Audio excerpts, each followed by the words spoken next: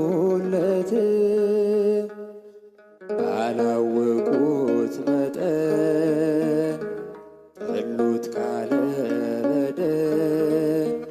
ጥፋቱ ምን ይሆን የሚያደርስ ከመስቀል? ጥፋቱ ምን ይሆን የሚያደርስ ከመስቀል? እውነት ስለሆነ ኢየሱስ ክርስቶስ ዋለ በአደባባይ ሲሰደብ ሲከሰስ።